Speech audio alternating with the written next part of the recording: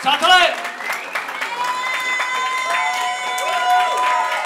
My bychom stejně přidali, to nemusíte tleskat. My jsme většinou zvyklí hrát pro dva zvukaře, takže... Pan Šmístr je tady? Není, cože? Přátelé, poslední píseň našeho vystoupení věnujeme panu Šmístrovi.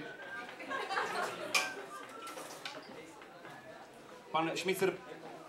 Já nevím, odkud pochází pan Šmístr, ale dejme tomu, že je z Prahy.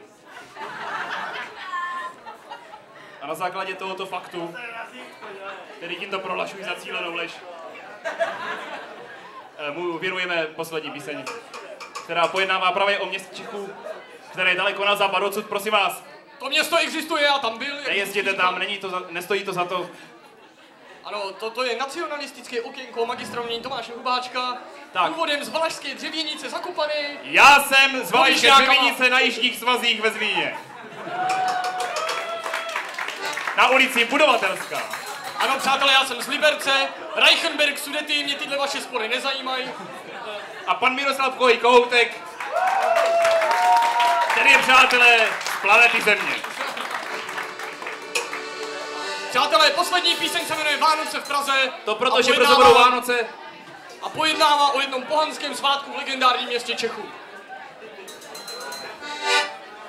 Vánoce v Praze, všude to bliká, báječné slevy, všude to bliká. Prosím. Raz, dva, tři. Od pondělí do neděle, zákazníkům do prdele. Od neděle až do pondělí, zákazníkům do prdeli.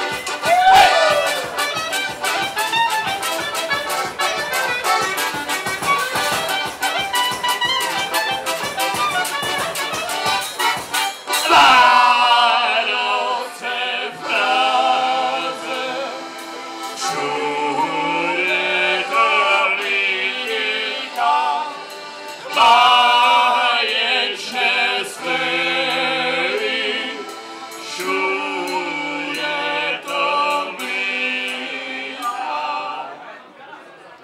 Ein, zwei, drei, a od pondělí do neděle, zákazníkům do prdele. Od neděle až do pondělí, zákazníkům do prdeli. Hey!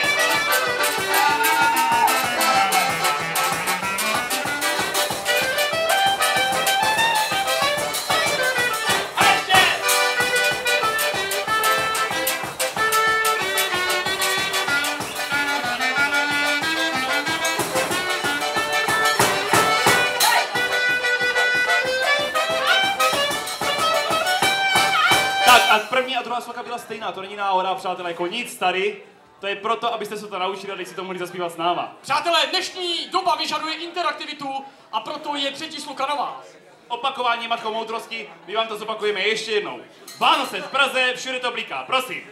Vánoce v Praze, všude to bliká. Nápověda v podání magistra. Báječné slevy, všude to bliká, takzvaný totální rým.